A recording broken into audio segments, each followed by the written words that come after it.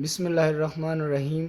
अल्लाहुम्मा सल्ली अला मुहम्मदिन व आले मोहम्मद। अस्सलामु अलैकुम डियर स्टूडेंट, मैं हूँ तैयब अब्बास और आज के लेक्चर का आगाज़ करेंगे चैप्टर नंबर 6 के इम्पोर्टेंट शॉर्ट क्वेश्चंस और उसके रिलेटेड एमसीक्यूज़। तो जैसा कि हम जानते हैं चैप्टर नंबर 6 जिसका नेम है बेटा वर्क एंड एनर्जी, उसमें सबसे जो इम्पोर्टेंट पहला शॉर्ट क्वेश्चन वर्क, हमारा जो पहला टॉपिक है बेटा, उसमें से क्वेश्चन आता है define work and also write its unit. ये 2018 के अंदर आया हुआ है, ये एक इम्पोर्टेंट शॉर्ट क्वेश्चन है। Similarly define unit of work means जॉल को डिफाइन करें। On what factors work depend, हमने पढ़ा था कि वर्क 3 फैक्टर पे डिपेंड करता है, फोर्स, डिस्प्लेसमेंट और angle between force and displacement. Work done in lifting a brick of mass 2 kg through a distance through a height of 5 meter above the ground will be means 2 kg mass हो और उसे आपने 5 metre height तक lift करवाना हो तो कितना work लगेगा। अब बेटा क्योंकि आप ऊपर की तरफ मूव करवा रहे हैं जिस्म को, तो यहाँ पर आप वर्क का फॉर्मूला एफ एच लगाएंगे और F due to force of gravity है और F is equal to W होगा, यानी कि ये वाला फॉर्मूला बेटा हम यूज़ करेंगे। W is equal to M into G into height. यहाँ पे मैस की वैल्यू 2 kg और जी की वैल्यू 10 और हाइट आपके पास 5 है, तो इनको मल्टीप्लाई कर दें तो आपके पास ये वर्क डन आ जाएगा। फिर उसके बाद एक और इम्पोर्टेंट शॉर्ट क्वेश्चन था, when does a force do work, what is the difference between work and energy. ये भी एक इम्पोर्टेंट शॉर्ट क्वेश्चन है। फिर उसके इसी टॉपिक के रिलेटेड जो एमसीक्यू बनते हैं, work done will be zero when the angle between force and displacement 45 degree, 60 degree, 90 degree. बेटा हमने पढ़ा था कि जब फोर्स और डिस्प्लेसमेंट के दरमियान एंगल 90 डिग्री होता है तो वर्क ज़ीरो हो जाता है। तो if the direction of motion of force is perpendicular to the direction of motion of body then work will be zero. क्योंकि फोर्स और डिस्प्लेसमेंट के दरमियान जब एंगल परपेंडिकुलर, यानी कि ये दोनों एक दूसरे के परपेंडिकुलर होंगे, तो वर्क ज़ीरो हो जाएगा।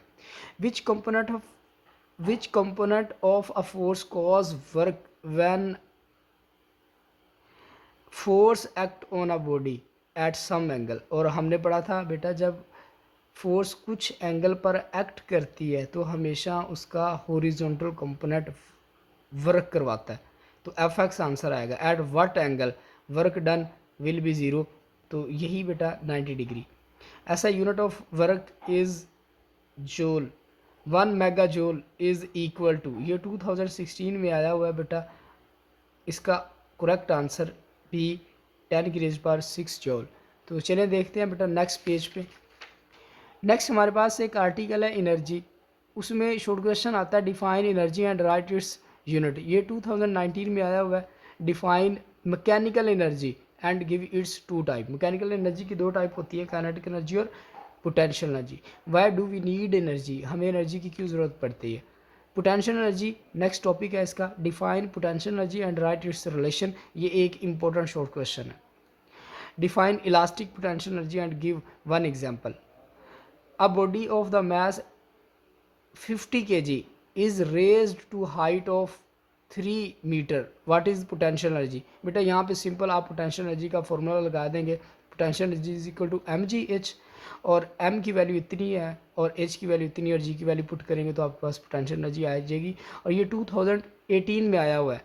If the mass of a body is 2 kg, its height is 6 metre from ground, then find potential energy. ये भी बिल्कुल आसान है, ऐसा ही क्वेश्चन है जैसा हमने ऊपर देखा। और इसी के रिलेटेड हम एमसीक्यूज़ की बात करें, the ability of body to do work is called energy. ये इंपॉर्टेंट एमसीक्यू है जो लास्ट टाइम आया हुआ है। The unit of energy is joule. The energy is the stretched बो।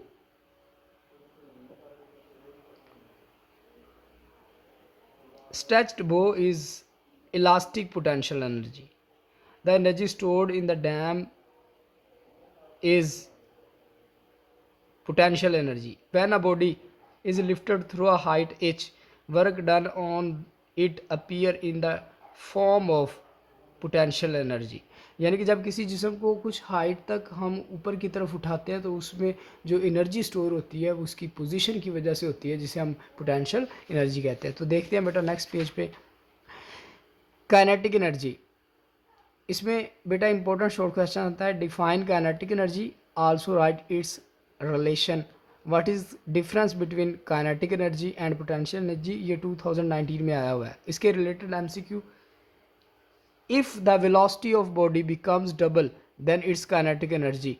अब वेलोसिटी अगर डबल कर दें तो काइनेटिक एनर्जी कितनी हो जाएगी. आपने पढ़ा था बेटा काइनेटिक एनर्जी बराबर होती है हाफ एम वी का स्क्वायर. गौर करें, अगर आप वेलोसिटी को डबल करेंगे तो वेलोसिटी का स्क्वायर लेंगे तो ये 4 टाइम हो जाएगी. तो इसका मतलब है velocity kinetic energy becomes 4 time.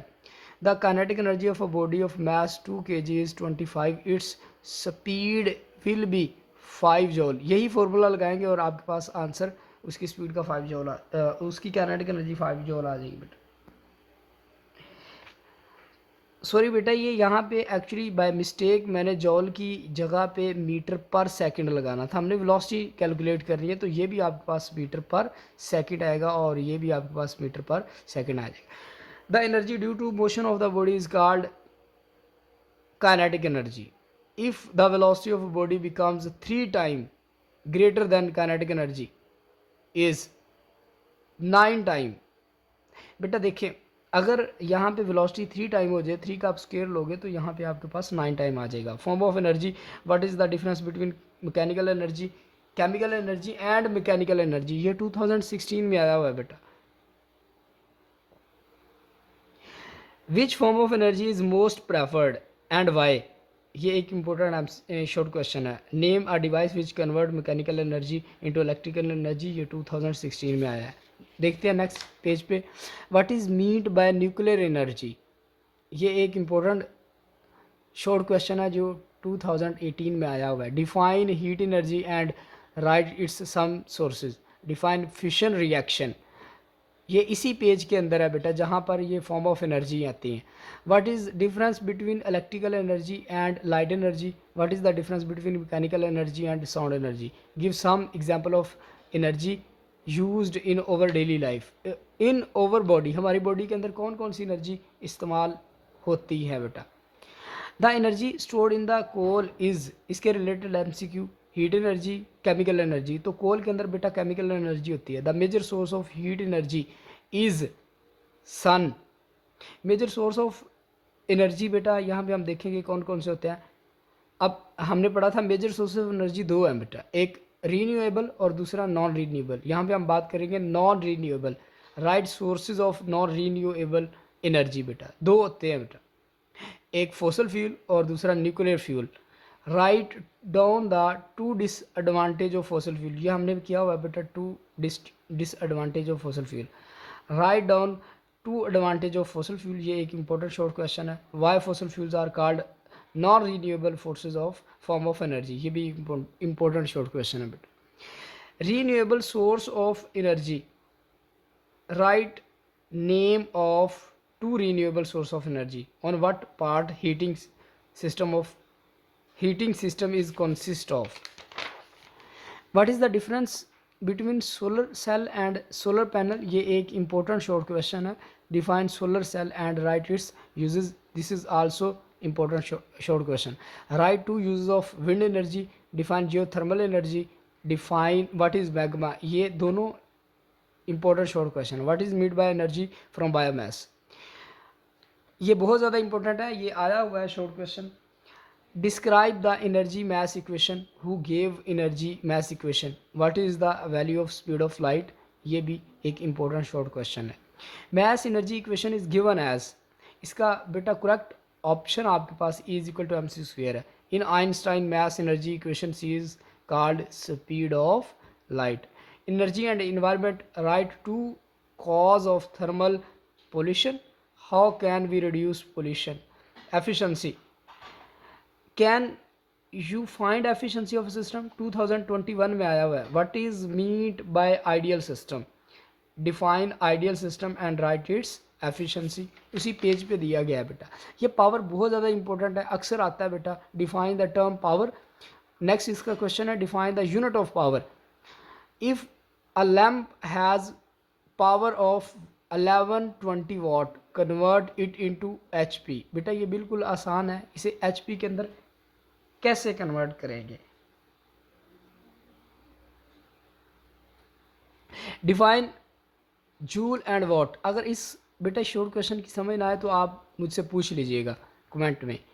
अच्छा, रिलेटेड इसके MCQ, 1 horsepower is equal to 746 watt. ये काफ़ी इंपॉर्टेंट एमसीक्यू है बेटा। The rate of doing work is called power.